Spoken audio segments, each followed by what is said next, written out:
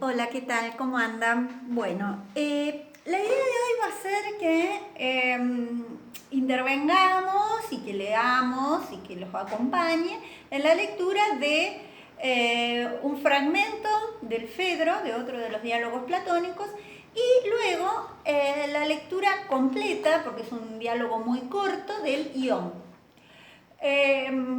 Con Fedro vamos a concluir de pensar y de preguntarle, a partir de los diálogos platónicos, qué concepción de belleza se va a tener desde este posicionamiento de Platón, y por el otro lado, en el diálogo del Ión, qué concepción de artista.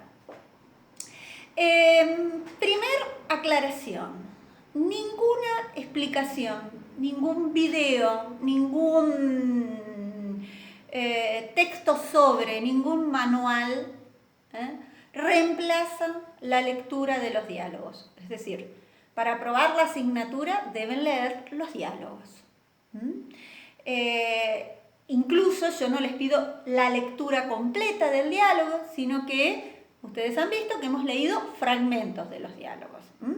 Por lo tanto, les pido por favor que tengan esta responsabilidad. Con o sin COVID, es una prioridad y es una condición sine qua non de la asignatura la lectura de los diálogos, la lectura de los textos de los autores. Porque me parece importante la lectura de los textos de autor. Primero porque evita que ustedes terminen teniendo que estudiar en 2 hojas una concepción de memoria, porque no saben de dónde vienen y cómo se armó. Entonces terminan como loritos repitiendo definiciones.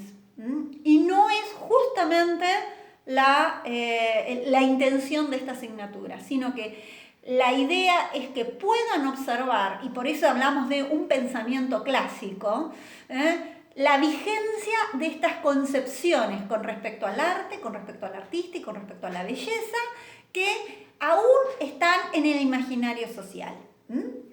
Y luego las vamos a ir viendo cómo se retoman, se critican, se revisan. Entonces, en función de esta importancia, nosotros estuvimos entrando a la antigüedad a partir de un texto de un autor que pertenece a este grupo de los sofistas, que habíamos visto el texto de Gorgias, y esta defensa que hace Gorgias de un personaje indefendible, de un personaje como fue Helena de Troya, que era la más mala, podríamos decir, para este mundo ateniense. Recuerden, como decíamos, ¿qué pasaba? Porque no estamos en la antigüedad, en la existencia de Grecia como país, sino que habíamos dicho que eran polis. Podría decir, hoy se define lo que es la polis como una ciudad-estado, porque eran ciudades autónomas, ¿no? Que tenían sus propias maneras de conformar sus leyes, de gobernarse, de definir quiénes eran sus ciudadanos y demás. Estas polis van a conformar federaciones de ciudades, se van a unir en casos de guerra, y dentro de esta situación, una ciudad, una polis que va a tener un fuerte dominio en esta confederación va a ser Atenas. En Atenas observábamos, en especial a partir de una crisis que se estaba dando de necesidad de aprender a hablar, de necesidad de aprender a defenderse, en estas ágoras en donde se producía y se debatía cómo iba a seguir. Recuerden que estaban en una democracia directa, ¿no? Solo los ciudadanos. No piensen que eran ciudades muy pequeñas, los ciudadanos eran menos cantidad, porque los que no habían nacido para ser ciudadano, no cualquiera era ciudadano. Entonces, dentro de esta situación de país era necesario tener este conocimiento con respecto a la retórica. Esta situación genera una fuerte crisis que se conoce como la crisis de un escepticismo, diríamos, ¿no? El pensar de que no es posible conocer porque no hay posibilidad de un conocimiento previo ni de una verdad. Entonces, ante ese escepticismo, la posición que propone Platón. Previamente, nosotros habíamos dicho que si bien Sócrates no había dejado nada escrito y que lo conocemos o por las obras teatrales, en donde aparece una figura de Sócrates, o por los textos platónicos, en especial los textos de la primera época platónica, que se observa una mayor influencia del pensamiento socrático, Sócrates ubiquen siglo V, el siglo V de Pericles, el siglo de oro de Atenas, la construcción del Partenón, para que después les paso unas imágenes si quieren. Un Sócrates que va a vivir entre el 470 y el 399 a.C. Un Sócrates que le decía al oráculo, solo sé que no sé nada. Y eso era lo que él tenía que salir a enseñar.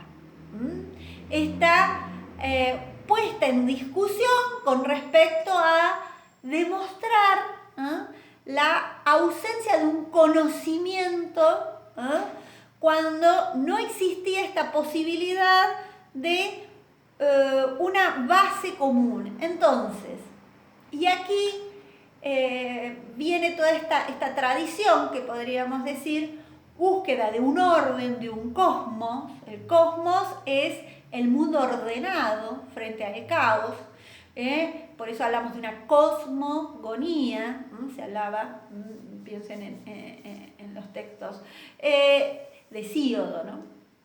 Entonces, en ese marco, un estudiante, un discípulo, va a ser Platón.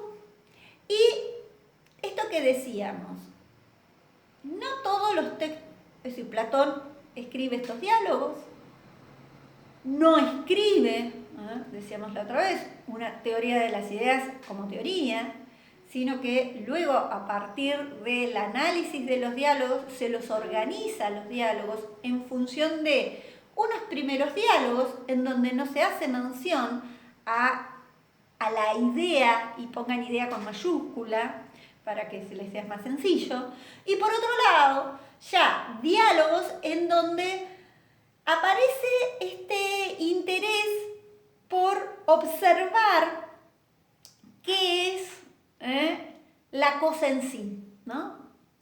Entonces, decíamos, por ejemplo, se le va a preguntar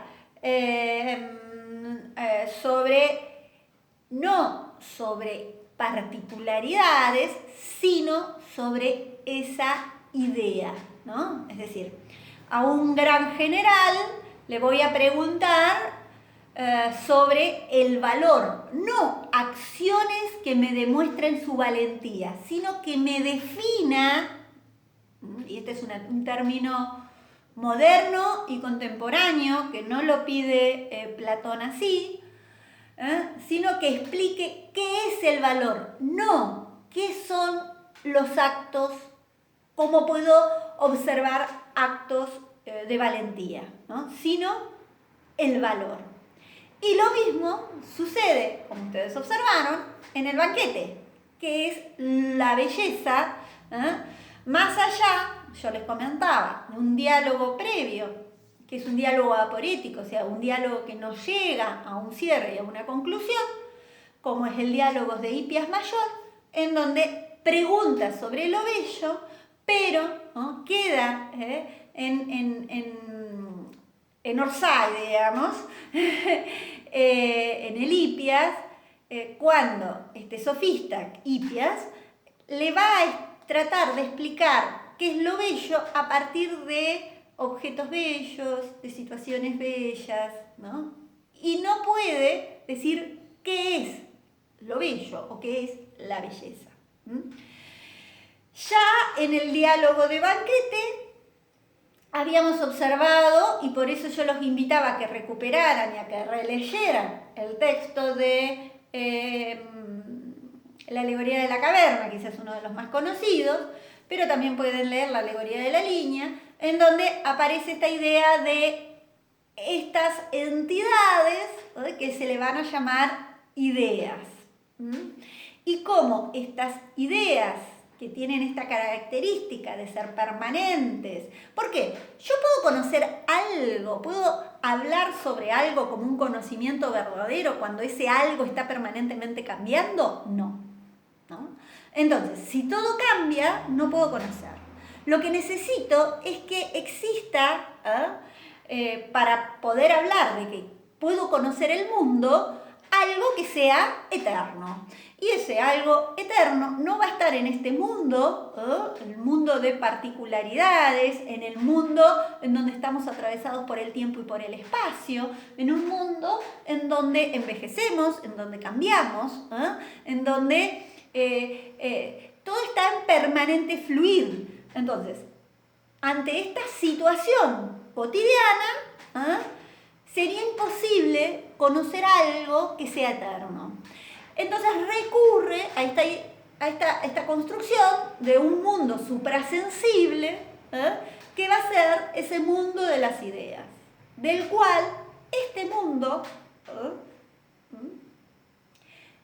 que nosotros pensamos que es el mundo de lo verdadero, y acá aparece la famosa teoría de la mímesis, estas realidades, esto que observamos, este mundo sensible es la mímesis de aquellas ideas. Estos objetos, estas realidades participan de esas ideas. Entonces, en ese mundo suprasensible es un mundo de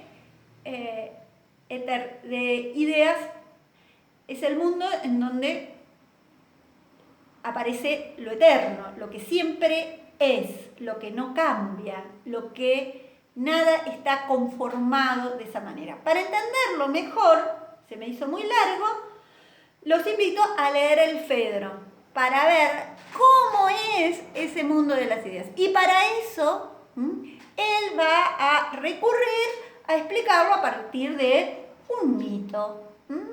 Así que, ¿qué pasa y cómo llegamos a conocer esas ideas?